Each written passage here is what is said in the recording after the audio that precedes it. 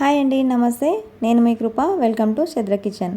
బయట బంగారు రంగులో కరకరలాడుతూ లోపల సువాసనతో నిండిన స్వీట్తో పూర్ణం బూరెలను చూపించబోతున్నాను.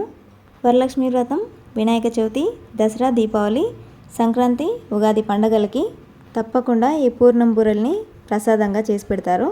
పండగలకే కాకుండా ఇంటికి అతిథులు వచ్చినప్పుడు కూడా ఇది చేసి పెట్టడానికి బెస్ట్ స్వీట్ రెసిపీ అన్నమాట. మరి లేట్ చేయకుండా క్రిస్పీ అండ్ టేస్టీగా ఉండే ట్రెడిషనల్ స్వీట్ రెసిపీ అయిన పూర్ణం బూరెలను ఎలా ప్రిపేర్ చేసుకోవాలో చూపిస్తాను. దీనికోసం పప్పు, బియ్యం నానబెట్టుకుందాము. 1 కప్పు మినపగుళ్ళని తీసుకున్నాను. 2 కప్పుల రైస్ని తీసుకున్నాను. ఈ పప్పుని, బియ్యాన్ని నీట్గా వాష్ చేసుకొని 4 నుంచి 5 గంటల పాటు నానబెట్టుకోవాలి. 5 గంటల తర్వాత చూపిస్తున్నాను చూడండి, బియ్యం చక్కగా నానిపోయాయి. మరొకసారి వీటిని శుభ్రంగా కడిగి మిక్సీ గిన్నెలోకి తీసుకోవాలి. అవసరమైన అన్ని నీళ్లు వేసుకొని దోశ బ్యాటర్ లాగా ప్రిపేర్ చేసుకోవాలి. దోశకి ఎలా ప్రిపేర్ చేసుకుంటామో పిండిని అలాగా ప్రిపేర్ చేసుకోవాలి. వీడియోలో చూపిస్తున్నట్టుగా ఇలా ప్రిపేర్ చేసుకోవాలి. కన్సిస్టెన్సీ అనేది ఈ విధంగా ఉండాలి. ప్రిపేర్ చేసిన బ్యాటర్ని అంతా ఒక బౌల్లోకి వేసుకోవాలి. ఈ పిండిని చేత్తో కానీ స్పూన్తో కానీ కలుపుకోవాలి. ఇలా కలుపుకున్న పిండిని 8 గంటల పాటు రెస్ట్ ఇవ్వాలి. మూత పెట్టి పక్కన పెట్టుకోవాలి. ఇప్పుడు పూర్ణాన్ని ప్రిపేర్ చేసుకుందాము. అందుకోసం 1 కప్పు దాకా శనగపప్పును తీసుకొని గంట పాటు నానబెట్టుకున్నాను. పప్పు చక్కగా నానిపోయింది కదా, ఒకసారి శుభ్రంగా కడుక్కొని ఉడికించుకోవడానికి కుక్కర్లో వేసుకోవాలి. మనం ఏ కప్పుతో అయితే పప్పుని కొలిచి తీసుకున్నామో అదే కప్పుతో నీళ్ళను కూడా తీసుకోవాలి.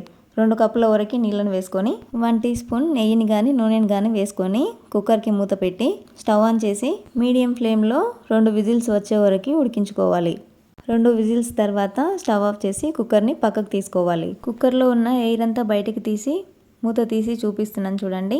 పప్పు చక్కగా ఉడికిపోయింది. ఇప్పుడు ఈ పప్పులో ఉన్న వాటర్ని సపరేట్ చేసుకుందాము. అందుకోసం ఒక బౌల్ తీసుకొని దానిపైన చిల్లుల గిన్నె పెట్టుకొని అందులోకి పప్పు వేసుకోవాలి. పప్పులోంచి వాటర్ని సపరేట్ చేశాక ఈ వాటర్ని రసంలోకి వాడుకోవచ్చు. 1 కప్పు శనగపప్పులోకి 1 కప్పు బెల్లం సరిగా సరిపోతుంది. చల్లారిన పప్పుని మిక్సీ జార్లోకి వేసుకొని బెల్లం కూడా వేసుకోవాలి. ఈ పప్పుని వీలైనంత మెత్తగా మిక్సీ పట్టుకోవాలి. పలుకు అనేది లేకుండా చాలా స్మూత్గా ప్రిపేర్ చేసుకోవాలి. ఈ పూర్ణాన్ని నేను డైరెక్ట్గా ప్యాన్లోకి తీసుకుంటున్నాను. స్టవ్ ఆన్ చేసి ప్యాన్ పెట్టుకొని మంటని లో ఫ్లేమ్లో పెట్టుకొని పప్పుని ఉడికించుకోవాలి. కంటిన్యూస్గా కలుపుతూ పూర్ణం దగ్గర పడే వరకు ఉడికించుకోవాలి. పూర్ణంలోని తేమంతా పోయే వరకు కంటిన్యూస్గా కలుపుతూ లో ఫ్లేమ్లోనే ఉడికించుకోవాలి. ఇందులోకి 1-2 టేబుల్ స్పూన్ల దాకా నెయ్యిని వేసుకొని కలుపుకోవాలి.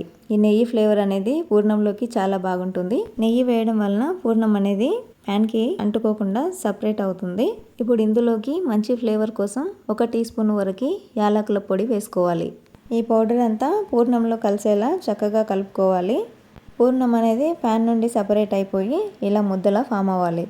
కొంచెం పూర్ణాన్ని చేతిలోకి తీసుకొని ఉండలాగా చేస్తే రౌండ్ బాల్ లాగా రావాలన్నమాట. ఇలా వస్తే కన్సిస్టెన్సీ అనేది కరెక్ట్గా ఉన్నట్టు. ఇప్పుడు స్టవ్ ఆఫ్ చేసి పూర్ణాన్ని ప్యాన్ అంతా స్ప్రెడ్ చేసుకోవాలి. ఇలా స్ప్రెడ్ చేసుకోవడం వలన పూర్ణం అనేది త్వరగా చల్లారుతుంది. ఇలా చల్లారిన మిశ్రమాన్ని ప్యాన్ అంచుల వెంబడి స్క్రేప్ చేస్తూ తీసి ముద్దలా చేసుకోవాలి. ఇప్పుడు ఈ పూర్ణంలో నుండి కొద్ది కొద్దిగా తీసుకుంటూ చిన్న చిన్న బాల్స్లా ప్రిపేర్ చేసుకోవాలి. ఇలాగే పూర్ణం అంతా కూడా లడ్డూలా చుట్టుకొని తీసుకోవాలి. ఇవి పక్కన పెట్టుకొని మరోవైపు 8 గంటల పాటు పక్కన పెట్టిన పిండి మిశ్రమాన్ని చూపిస్తున్నాను. పిండి అనేది మనకు కావాల్సిన విధంగా పులిసింది. పులిసిన పిండితో పూర్ణం బూరెలు చేసుకుంటే ఎక్స్ట్రాగా వంట సోడా వేయాల్సిన అవసరం లేదనమాట.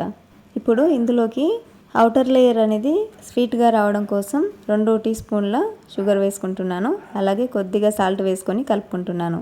కన్సిస్టెన్సీ అనేది ఈ విధంగా ఉండాలి. మరీ లూజ్గా అయిపోతే పూర్ణానికి పిండి అనేది సరిగా కోట్ అవ్వదు. ఇక్కడ చూపిస్తున్న విధంగా ఇలా ఒక్కొక్క పూర్ణాన్ని పిండిలో వేసుకొని మీరు స్పూన్తో అయినా వేసుకోవచ్చు, లేదంటే చేతితో చేయడం అలవాటు ఉంటే చేతితో అయినా వేసుకోవచ్చు. నేనైతే చేత్తోనే వేస్తున్నాను. ఇలా ఒక్కొక్క పూర్ణాన్ని అందులో ముంచి పూర్ణానికి పిండి బాగా కోట్ అయిన తర్వాత తీసి ఆయిల్లో వేసుకోవాలి. డీప్ ఫ్రైకి సరిపడా ఆయిల్ పెట్టుకొని ఆయిల్ హీట్ అయిందో లేదో చెక్ చేసుకోవాలి.